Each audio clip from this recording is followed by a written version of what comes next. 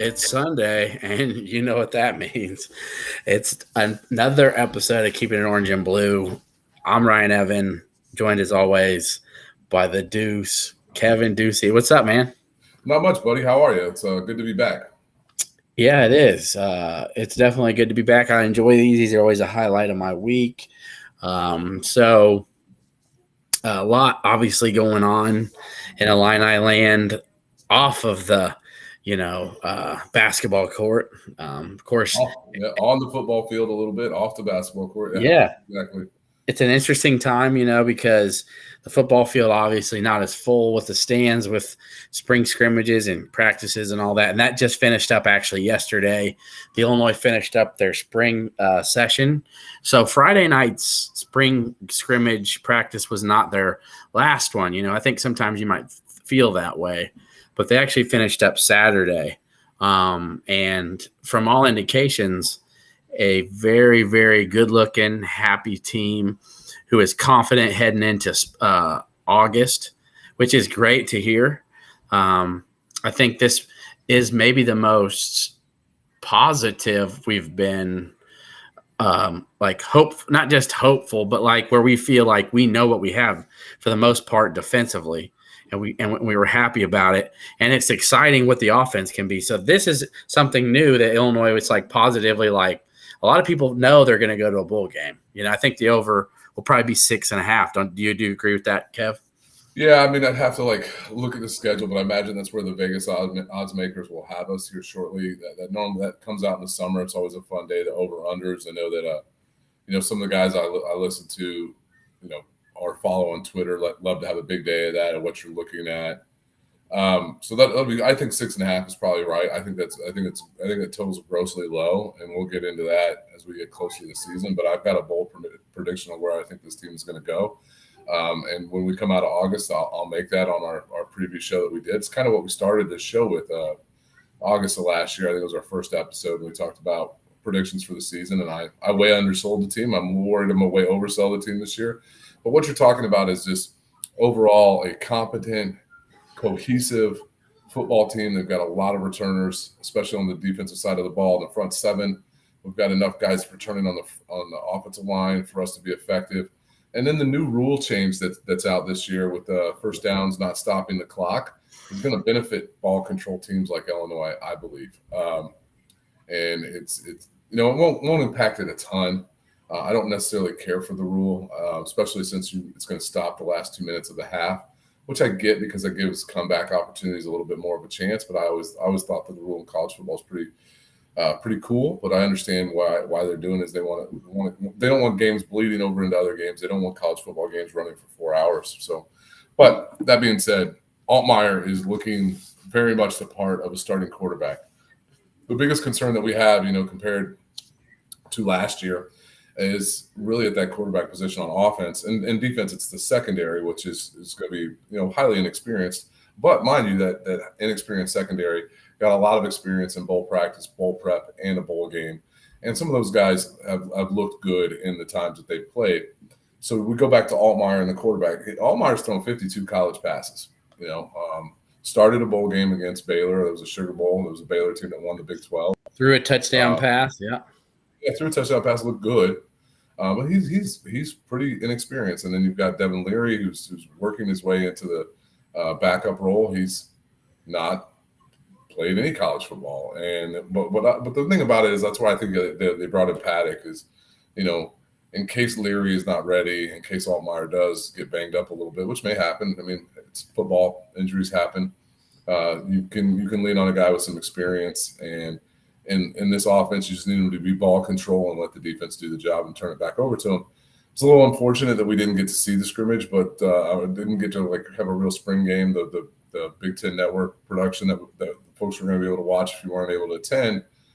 But I'm coming out of this with a lot of excitement. I think one of the things that we're doing really well right now is trying to add depth to the defensive line and get some guys up there to play. I think Randolph or Newton, took the most snaps of any defensive lineman in the Big Ten, if I recall correctly hearing that.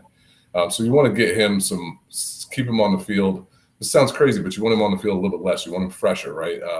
defensive lineman really that should play somewhere between 50 to 60% of the snaps. I think he was up in the 70s.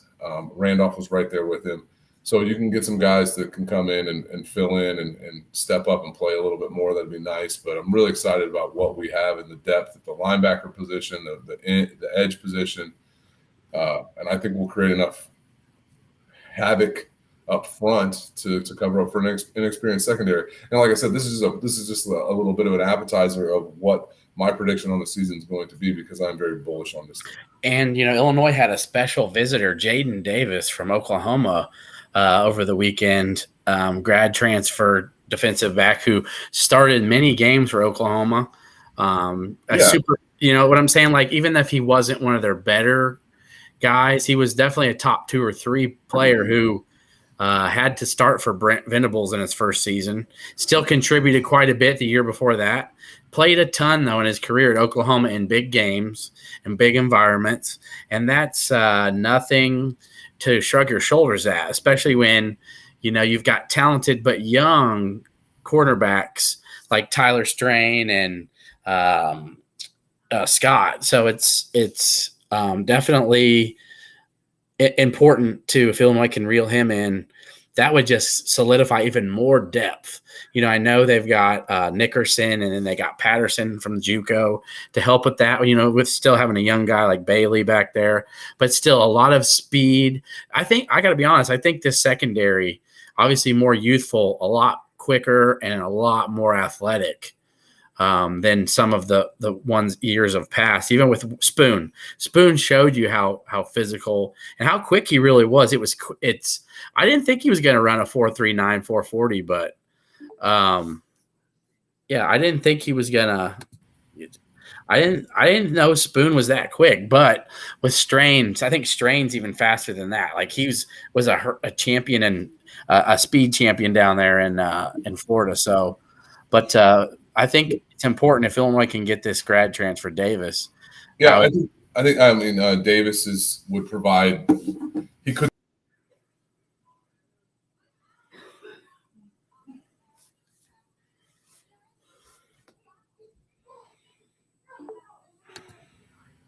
I'm sorry, I'm having internet difficulties today. Yeah, Kev's Wi-Fi is going out. I think it's all the Oklahoma City traffic, or Thunder fans are mad. I don't know what's going on. We're talking about Jaden Davis, so Oklahoma fans are just. But go ahead and finish your point. You were basically saying he would solidify and add. Go ahead. Right. So the thing I talked about in the opening statement about the football team is that the backs 4, right, where last year was extremely experienced, this year is extremely inexperienced, is that Davis would give us a little bit of experience there. Now, that being said, he started and played a little bit for Oklahoma, especially the past 2 years. But I frankly think he started on defenses that were worse than ours the last 2 years, especially if you take out the first 3 or 4 games from the 21 season. But I do believe he could come in, play, and potentially start opposite Nicholson. But I do think that we're really high on some guys like Scott and Strain and others. And so we'll see. We can't leave out Taz Nicholson, though, either. I think that's why I'm locking in Nicholson on one of the corner spots, right? Yeah. I think Taz was fantastic last year. So it would be a great depth piece with the potential to start. So the man played with a dislocated freaking wrist.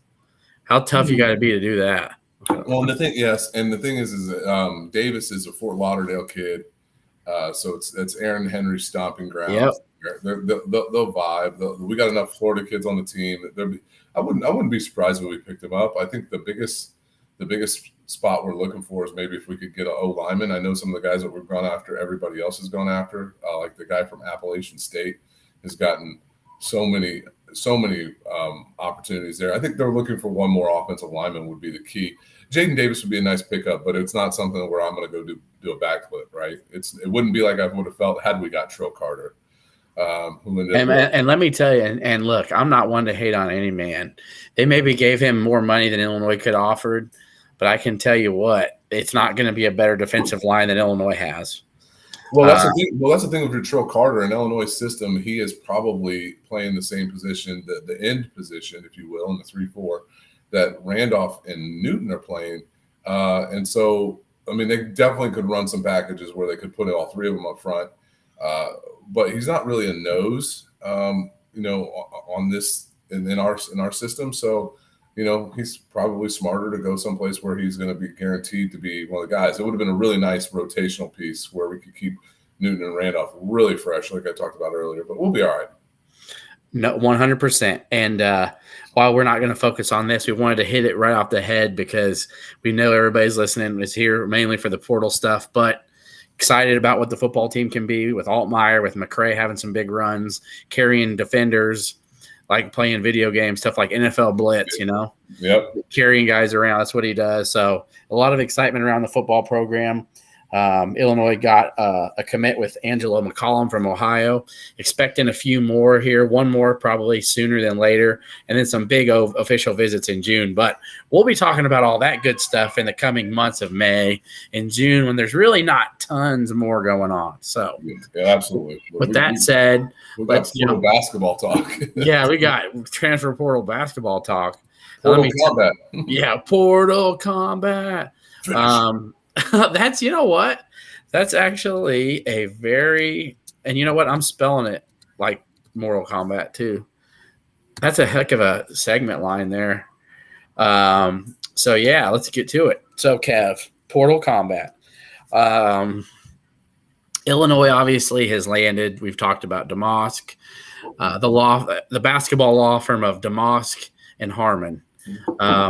That sounds like what kind of firm would that be? Damask. I for some reason I've got like family divorce litigation. Yeah, I've got like credit law firm. You know what I mean? Like creditors. Yeah. Damask and Harmon, like Ron Konoski. Who is it? We'll settle. All right.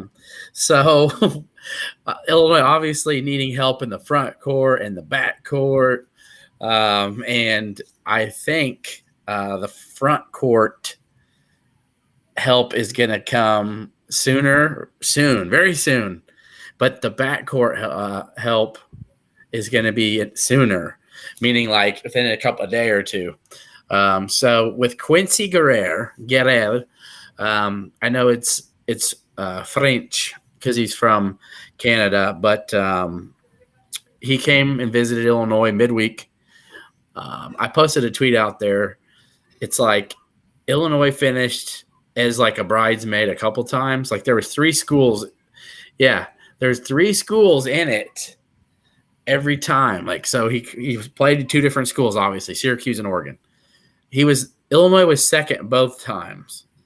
So the third time will be the charm, and I'm saying that now. Third time will be the charm. And from what it sounds like, Kevin, he wasn't as effective last year really at Oregon as he had been at Syracuse and then even in his first year at Syracuse. But I looked at the numbers because, I wanted to figure out what the heck that reasoning was. And the biggest key one was his free throw percentage dropped about 9 percentage points last year. And I think that had a lot to do with some of the turmoil there at Oregon. Dana Altman was just irritated all year. They weren't used to having that lack of a success. The fans weren't really showing up. There was a lot going on there. I mean, it was so bad. It was to the point where Dana Altman was like, go ahead and fire me. I'll get another job. Like, you don't hear coaches saying that stuff. Yeah, it was hypercritical of the fan and the attendance base. And I think it was post their first NIT game or their one NIT game. He was really upset with the fan base. And you know what? I don't have a lot of sympathy for Dana Altman. I think Dana Altman is a really fantastic coach. But you decided to take that Nike money and go to a non-basketball school, and you've given them their best success, and they're still not showing up. So, he did what he did. He committed to coach Arkansas and then didn't. He flirted with us and then didn't. And so I don't have a ton of sympathy for Dana Altman. But that being said, yes, Guerrier's his free throw shooting percentage went down, but if you look at like the majority of his shot attempts came from 3 this year. I think almost 50% of his total shot attempts were from 3. Where if you go back and look at where he was most effective in his best season was his sophomore year at Syracuse, where he's an all Big East player, averaged a little shy of 14 points a game, a little shy of 9 rebounds, if I'm correct. It was like a 13.9, 8.7, something like that. And he did a lot of his work in the lane. So I do, from what I've heard, what people in the know more than me have said and I've read, I talk about all the time. I go to the pay sites. I pay to listen to these folks, pay to read what they've got going on. I think that Underwood's got a plan to use him as more of a 4, right? And he's a big kid. He's 6'7", 220. That's not much difference, size, height, and weight from a Laurent Black. So he's got the size that he could play that 4 position, I believe, effectively in the Big Ten. He's big and strong enough he can guard for us, but he can also then flex out to and knock down an open 3 when given the opportunity. And he's a pretty good defender. Underwood's always liked the guy. It's our 3rd go-round trying to get him. Lost out to him in Syracuse the first time. We were one of 3 final schools there. Lost out to him at Oregon in transfer time, so that we lost out there. And so I believe he's visited campus twice. This is one time was his 2nd time around.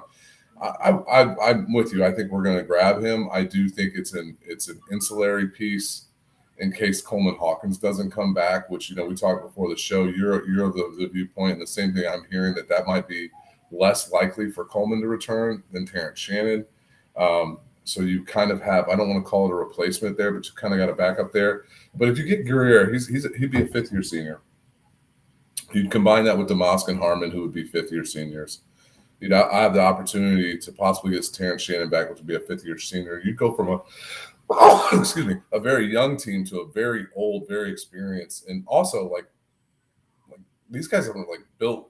These are physically tough dudes. All the people I just mentioned, physically tough dudes. And I think that's Underwood. When you combine that with a Ty Rodgers, and then they're still athletic enough. It's interesting to see the overall roster reconstruction. But once again, we need a point guard. You and I are both of the belief that is going to come soon. From the people that we talk to, the people that are in the know, that we're going to add a point guard of significance to this team. So yeah, so and maybe he is 6'7", but I thought I was listed at some more of 6'8". But if he's and it sounds like he can guard the 4 and even the 5 at times if he needs to. Absolutely. So that's while it would hurt if Hawkins leaves. I just want that to be clear. We're not saying we'd prefer that or we think that's best or that's what Guerrier is here for. He is a there for depth 100%, and he's a quality player, and they want him to be used more in the post from what it sounds like. But that if Hawkins does leave, it won't hurt as bad.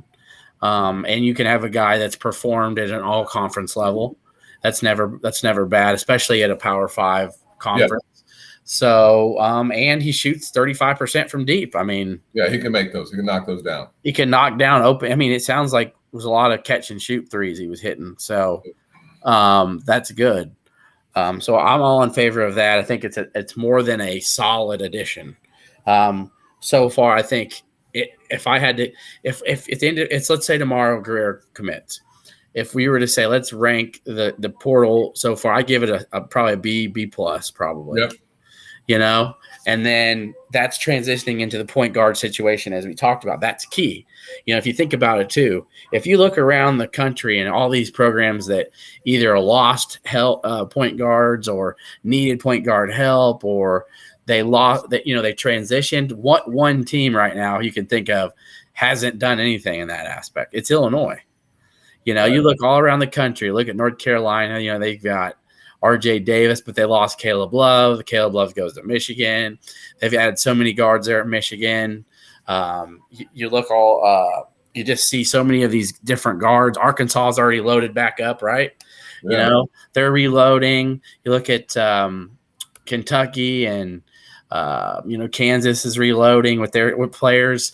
Chance McMillan went to Texas Tech. If you just look around, you see Illinois hasn't made the move yet. The splash. They haven't made the splash, but that these guys, whoever's out there available sees Illinois needs a guy. I'm going to be the guy. Right. There's no other guy. It's me. So From what me and Kev believe, and I know what I've been told, and I wouldn't be on here talking about it if I wasn't pretty confident on it, is that if he does, Ray J. Dennis will be their point guard. So if he enters the portal. So we've been talking about that for a week or even 2 weeks. Yeah. Is he going to enter the portal? I believe so. We both believe he's going to. Right. And they all have their own reasons. And let me tell you, it could be because he wants to see as long as he can to see what his NBA, prospects are, or just because he wants to sit back and see who else is entering the portal and where they're going to see where the best fit for them could be is. It's a lot of smart things. And you're going to say, well, Ryan, why do you feel that way? Why are you so confident in that? Well, I think Illinois has the NIL money too. They're a top 20, 10, 15, 20 NIL amongst the Power 5, nationally. 100%, so 100%. The money is not going to be the issue. So they can probably get whoever they want to a degree. I know Tiger Campbell's a name people mentioned. If he even wants to come back to college, he might. But a guy like Ray J. Dennis, who, by the way, didn't play in Portsmouth, and he could have. Right. He just is like waiting to see what's available, who's making moves. Oh, is Illinois going after this guy? Who else isn't? Who needs a point guard? It's smart, man. It's free agency. So I truly believe if Ray J. Dennis enters the portal, he's coming to Illinois. So I want people to sit back and say, oh, it's just maybe a guess or a possibility. No, it isn't. So eventually, Ray J. Dennis is going to be Illinois' point guard. Back over to you, Kev. Yeah, I certainly hope so. And I'm hearing the similar same things or have been some innuendo behind that. And that is he'd be a really, really good fit for what Illinois is trying to do.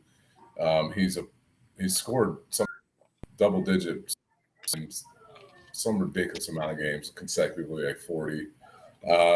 He's a distributor. He's got a ton of assists. Mac Player of the Year. I'd really like to see.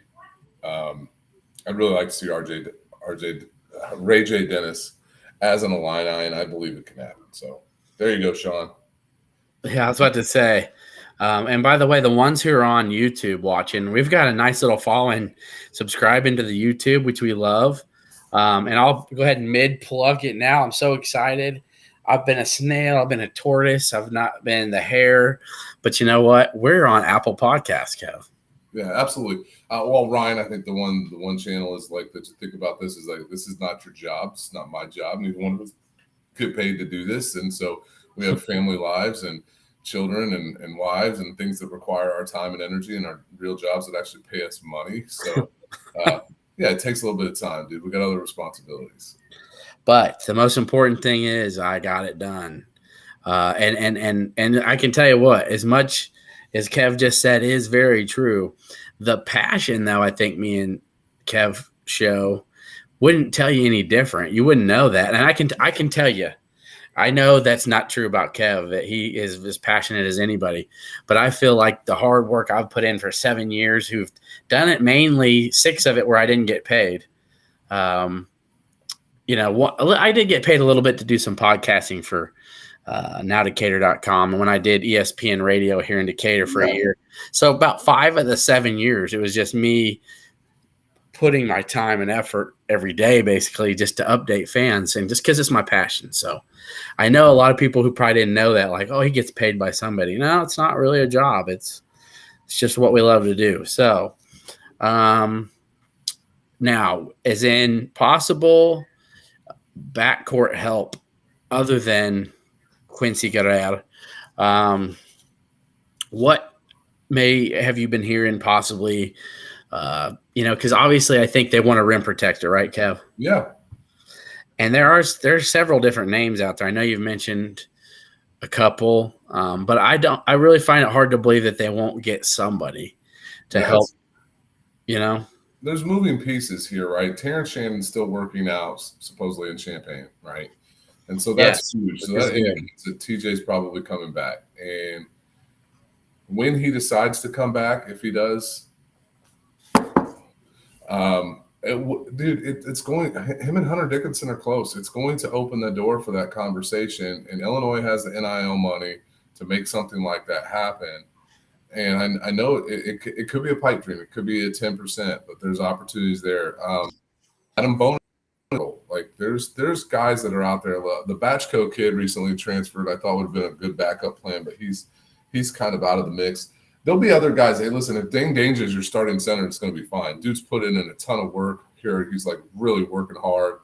I know people get mad at him because he's had some moments, but dude, he had some moments where he's really special too in his first season, basically playing college basketball. Illinois doesn't beat Michigan State last year without Dane Danger. Oh, Dane! I mean, his length, his shot. I mean, he absolutely. I mean, Derek Walker was all Big Ten honorable mention or third team, and Dane Danger made that dude look like he didn't belong at the YMCA. There was a couple times he took the balls from guys like, "Give me your lunch money," you know. Yeah, just like I'll take that. Get out of here with that. Against Rutgers, he just owned them.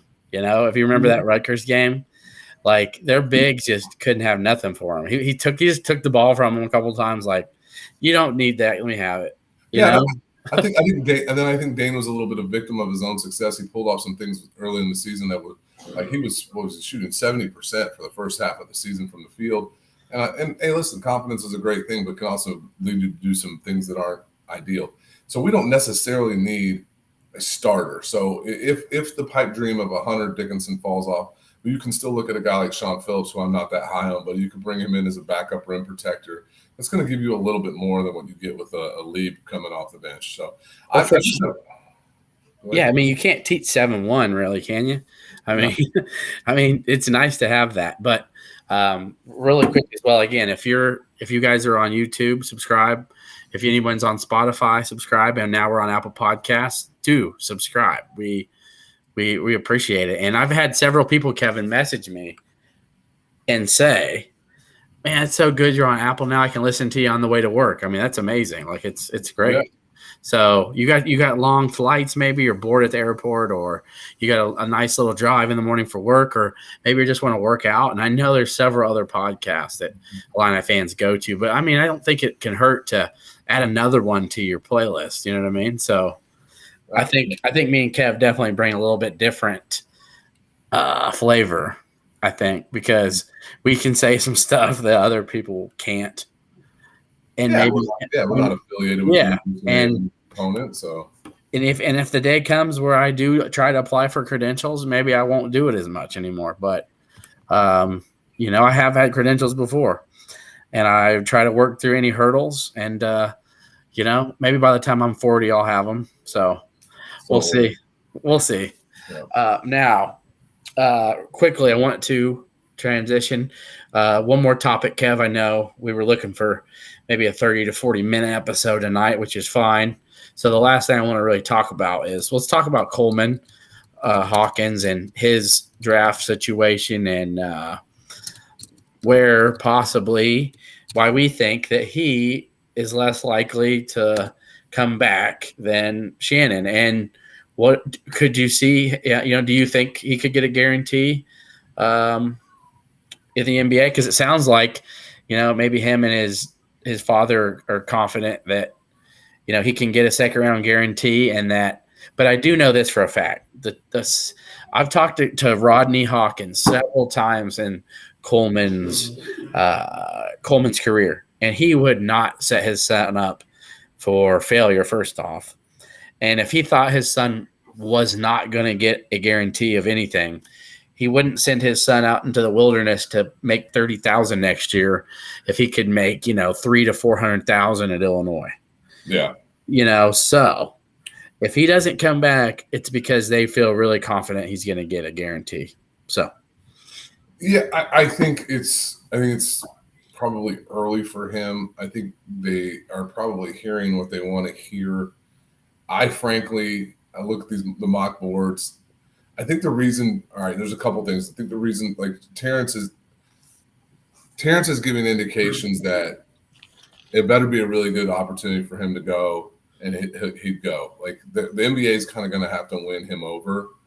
And my opinion on Coleman is the NBA is going to have to he's going to have to hear the hard words like, no, you're not going to get a guarantee, bud, for him to come back to Illinois. So I that's where I think their headspace is at. I think it's a little different. I think it's also a little different here, man. Hey, listen, I love Terrence Shannon. I've loved Terrence Shannon since he was high school. I wanted him to come to Illinois then. I think he's a great young man. I love the way he handled the stuff when Underwood did the fart noises, and he had a right to be mad, and he didn't get mad at it at all. He owned it. He's come out and said great things about Brad when people have shit on Brad. Dude, that being said, like Terrence had some games that were head scratchers, man. He did not play well against Purdue. Forgot the guard there that was just taking his lunch money. Was it Brandon Newman? Yeah, Brandon Newman. Yep, who transferred. Yep. Our fans love to shit on Coleman. Like he's the whipping boy of this team. He's the guy. And I remember for a while, like Brandon Paul got it, and it blew my mind. And Dimitri McCamey got it, and it blew my mind. We love to eat our own. Mike Tisdale got it. Like we love to do that, and Coleman seems to be our target. So, yeah, I get it. Maybe if the dude isn't all that excited about possibly coming back to Illinois, but I tell you this, every indication I get from him, if he doesn't go play in the NBA, he's going to come back to Illinois. I happen to be a Coleman fan. I'm a Coleman guy. Like I like what he does. I like what he provides. I think he does a lot of things at his size that are unique. I think he's a really good passer. I think he's got the ability to shoot. He was the guy who led the team in minutes, and he was fourth in shot attempts. So he's not a selfish ball player. I think he's grown up a lot. And he's a phenomenal defender. And he's trying to step up and be a leader. I want him back, but I think if the NBA opportunity, if somebody tells him, hey, yeah, we'll take you and we'll get you a guarantee, he's going to go. I think if somebody told Terrence Shannon that, Terrence Shannon would be like, okay, what kind of guarantee? So that's where I think there's just two different camps there, and there might be more NIL money for Terrence than there is. I think that's a big one too. Is that there is more from what I've heard. There is more NIL money for Terrence, and I'm not going to go over numbers between the two, but I know it's pretty close to 7 figures for Terrence Shannon. So that could tell something, and I didn't just make that up. Pretty close to 7 figures for Terrence Shannon. So you're wondering, why would a guy who it sounds like he's a low second round? I mean, I saw 34 to 38, and that's still a G League type 2-way contract. Right. So why would he turn down that? Well, if you got about $1 million waiting on you, a million reasons could change many things. Because I can tell you this right now. If you look at it just from a financial standpoint, okay, and if this isn't only a financial standpoint situation, but if you look at it from a financial standpoint, and Kev is a numbers guy, if you can make $1 million to come back to Illinois, I would say it's a very, very high possibility, probably in the upper 90s, that you're going to be right back to where you are this year, next summer, but probably – maybe even a little higher than this. Maybe he'll be a late first round pick, but he's going to be a second round pick next year, even if he has the same year he had last year at Illinois. So you're just saying I can make $1 million this year to put myself back in the same situation. It's like what we thought with Kofi. Kofi would have had probably $10 million to his name had he came back to Illinois 2 more years, but at least 1 more year, we know he had at least $1 million or 2 he could have added instead to go play where he did in Japan. Well, I think that there's also, I think Terrence is looking at this also a little bit differently too. I mean, what's Kofi's legacy long term? What are the prospects for Kofi long term if he stays at Illinois for a year and breaks the scoring record, or a year and breaks the rebounding record, or stays for 2 years and breaks the scoring, rebounding, block shot record? Mm-hmm. And ends a 3-time All-American, and what's there would have been a Kofi statue seriously outside of so what does that mean for your long-term perspectives? So I think that Terrence probably understands and gets that if he can come back to Illinois, possibly bring another guy with him, Hunter Dickinson, maybe. And let's say he takes Illinois to a Final Four. What does that mean long term for him and his prospects outside of basketball with the university? So there's a lot that goes into it. I mean, and here's the last and certainly not the least here is that next year's draft is looking to be one of the worst drafts from a talent standpoint in a while. I mean, it's not good. And so I think there's the opportunity that Terrence and Coleman would simply move up a few notches just by being drafted in a different season. And all very good reasons. But to the point that I said about him making $1 million this year and knowing that you're probably going to be at least in the same spot you are, at the least, next year, and then possibly play. I don't think he could do anything this year unless he drops to like 15% from deep. Yeah. He shoots 50% from the line. I don't see how him coming back to Illinois is going to hurt his draft stock next year, I don't either. And I think there's things that I think for Coleman especially, he can start to play to a position that is more suited to him. Having an experienced veteran point guard, you know what I mean? Yeah. Instead of being like, hey, I got to play point forward. And I think they know that hurt his stock some, having to put himself in those predicaments and situations and the high turnover games, so. And I think he could do some more back to the basket stuff, which he showed late in the season he's pretty effective at. Which, it's not a back to the basket league, but that's something the NBA scouts would want to see. If you're 6'10", you got a 6'7" guy guard you, go get a bucket on him in the post. Right? Well, one of my favorite segment of the show. We're going to end it, and I'll go first, Kev. Final thoughts. So, think about yours while I give mine. So, my final thought today, Illini fans, followers, subscribers, diehards, Ryan Evan, okay, forget the declare crap. I think I do declare. I say more. Illinois, before our next week's show, we'll have Guerrier in hand as a commit, and Illinois' point guard will be in the portal in the next 7 days. I love it. I'm with you. So my final thoughts are going to be a little bit of a tangent here. Oh, okay. We got some tangent music. I don't know if we got any tangent. No, we don't have any tangent music. But I'll say What kind of tangent, though, real quick? What kind of tangent? Hey, man, Rodnell Frazier's listening, and that's awesome. Whoa, hold on a second. Oh, man. My man, Rod. I see you got I see you saw my message on Instagram. I commented because I couldn't get a hold of him.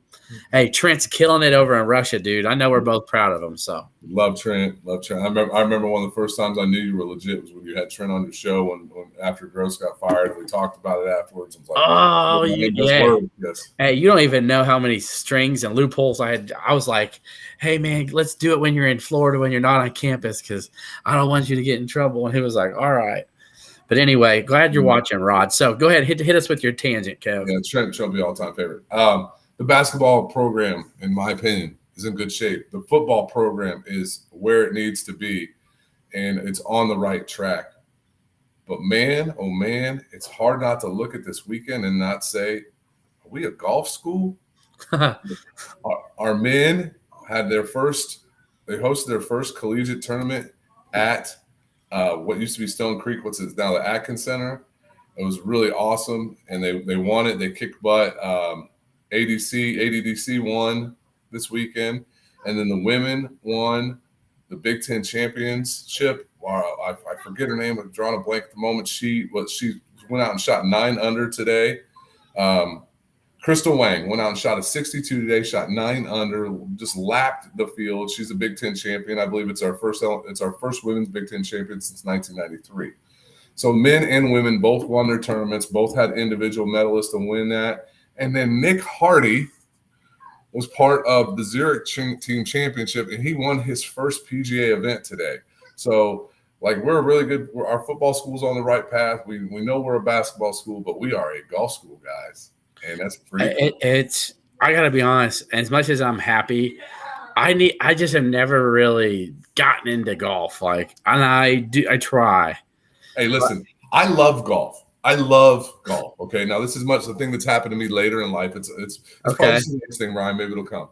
And Kev's got a decade on me, guys. But anyway, go ahead. I love golf, and I love the University of Illinois. I had orange walls and blue shag carpet when I was a kid. A David Williams signed picture on my wall. A Doug Altenberger autographed placemat from Village Inn. Like we're going. Like I'm born into this shit, man. I love Illinois. If I was a top-notch high school golfer and I was getting recruited by the best programs in the nation, and Illinois is one, I would have a really hard time agreeing to go to the University of Illinois because I would want to get out of playing in the conditions that those dudes played in this weekend at the Atkins Golf Center. And Mike Small just continues to win with these people, and it is nuts. It blows my mind. Mike Small is a genius. I hope this is the year they finally push over and get a national championship. So got to give Smalley a shout out there. And I'm going to give a quick shout out here to anybody out there in Chambana land. If you need anything like upholstered, reupholstered, stuff like that, my guys over at Beck's Country Shops will get you hooked up. It's a furniture store. It's on North Cunningham. It is family owned and operated since 1954. Go out there, go see those guys, get that stuff done. Friends and family, friends of mine that are out there representing. Man, that sounds like a hell of a sponsorship plug. It is, but you know what? We talked about this before the show, and my man Justin and Lance, they don't need to pay me any money. I'm going to do it for them. Yeah. And I was like, you know what? I'm going to plug Beck's. Anybody who's ever been to Beck's knows what those guys can do. They reupholster everything. They're incredibly handy. They do things that nobody does anymore. And they've got great selection of furniture on the floor for you, mattresses, lazy boy, stuff like that. So yes, I will say this because sponsorship is something we're going to be looking at and talking to, and I'm going to be tweeting about because, I mean, at the end of the day, we're getting over 2,000 to 4,000 views of views, not just listens on platforms, but like views of the show.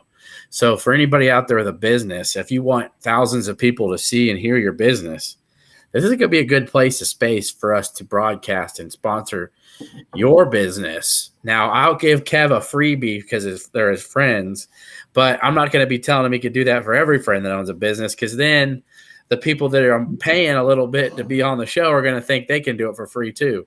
So I know you yell at me, so it's all good. So I'll give him one freebie for his friends, but I will say there is ad space and there is sponsorship opportunities coming.